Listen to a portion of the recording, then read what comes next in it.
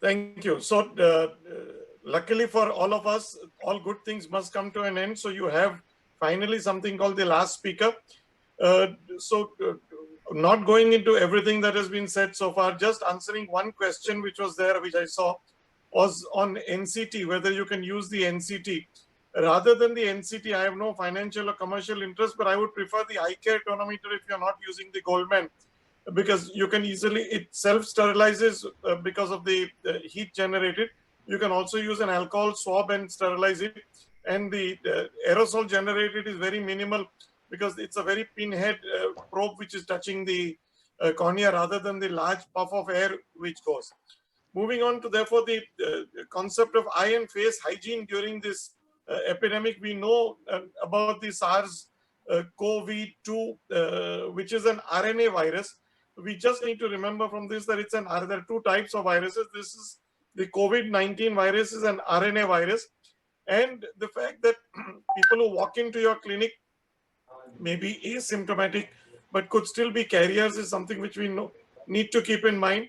So every patient is a potential COVID patient is what we need to know. When they come into our clinics, the mode of transmission is by threefold. One is by when we are in close contact, I tend to speak loudly. If the patient is also tending to speak loudly, then sometimes the droplets come out just by loud speaking, even without a cough or a sneeze, and can infect you. So at close contact, you need to be muted in talk. Prevent the patient from talking at the same time that you're talking. Of course, fomites can spread it. So the surfaces, as was told to you, the cleanliness of the slit lamp, etc., and the various shields that come in. So the fomites can spread it. So it's close contact, airborne, and by fomites itself. So what is the relevance to the eyes? It has been found that the tears of a COVID patient are also positive for this. So the tears can spread this as well. So the eyes itself of the patient as well as the doctor are relevant, and they need to be cleaned as well. So disinfectant wipes is one of the ways in which we can keep clean. Discount should be offered. That's my personal. Can I have the muting, please, of the person who's speaking? We have reached about 1 lakh. Thank you. So some of the common strategies for reducing the likelihood is, of course, regular hand washing. So in your OPD, you can either wear gloves and change your gloves between patients. But I have a basin and a wash basin close by. So in between patients, I take a break for 5 minutes where I go and wash my hands with soap and water, at least for 20 seconds, washing them as prescribed.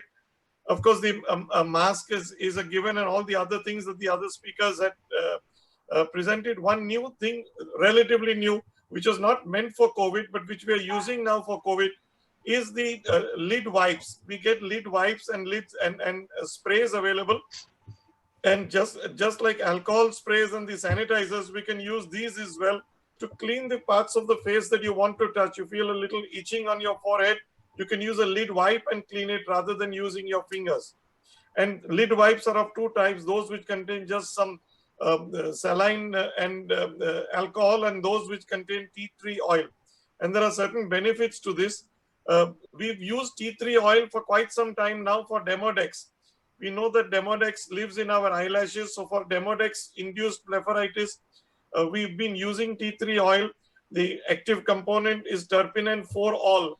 We can't pronounce it, so we say tea tree oil. We can't pronounce tea tree oil, so we say we use different abbreviations. But we know that there are different types of Demodex, those which the Demodex follicular, which live in our hair follicles, and the Demodex brevis, which lives in the sebaceous and the meibomian glands.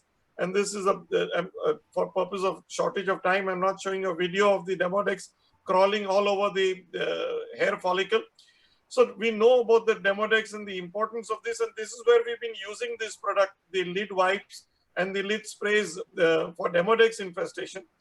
But tea tree oil is not only for Demodex, it's a general multi-purpose anti-inflammatory agent as well. So even for when there is no Demodex, it does serve to dampen the lid inflammations, as you can see here with this red eye, and the use of the tea tree oil scrub and the eye becomes relatively white just because the lids have been taken care of. We know that poor lid hygiene leads to MGD, associated tear film instability, and therefore a dry eye or an ocular surface disorder. So all these things are all well connected. So what does this tea tree oil do? It enhances the lid hygiene. What does it do? It breaks the cell membrane of the virus.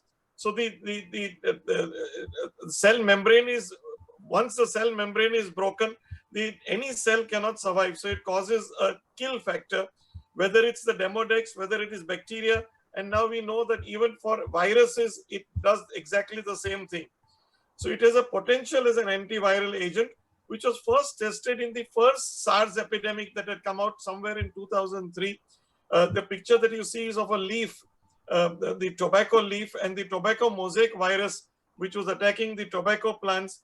And the tea tree oil was first shown to reduce the infection of the tobacco leaf.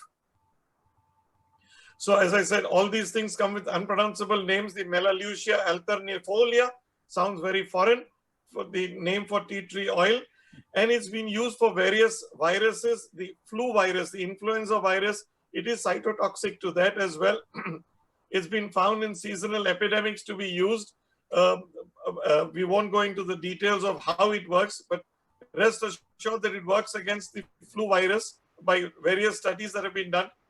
So it worked in SARS-1, and we're finding that now, that was in 2006, so tobacco mosaic virus, the herpes simplex virus, and other RNA viruses. And we found that now during the corona pandemic, it works in COVID-2 as well, or the COVID-19 virus.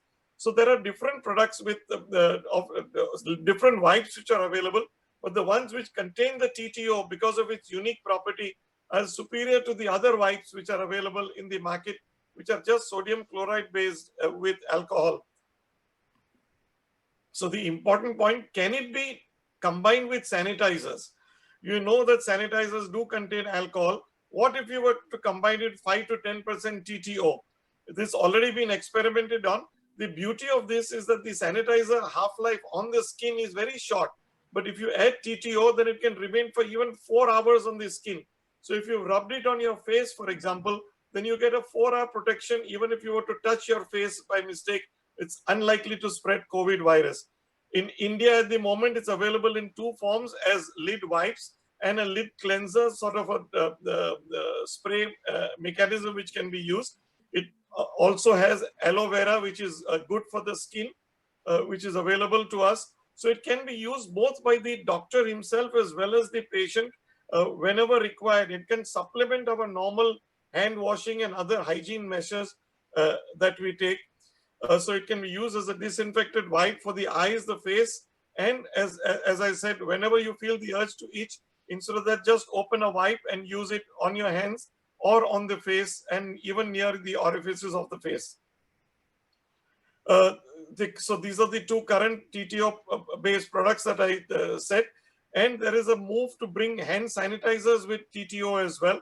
It's been submitted to the US Peter Doherty Institute, and a report is awaited pretty soon. We should be getting this as well in the market. I thank you so much for your attention. To summarize today's session, all of the speakers have talked about staying safe. Don't start an OPD or OT unless you have a standard SOP in place. And Kamal and others have shared their SOPs and are willing to share their SOPs if we just email them. Tea tree oil can be a useful adjunct to be used by us as well as the patients as a face and eyelid cleanser, and can be prescribed for the patients as well. TTO based wipes and eye cleansers are available. So again, I thank you very much, all of you who participated in our meeting and contributed by your questions and by your patient listening. I thank you all, and over to the moderators.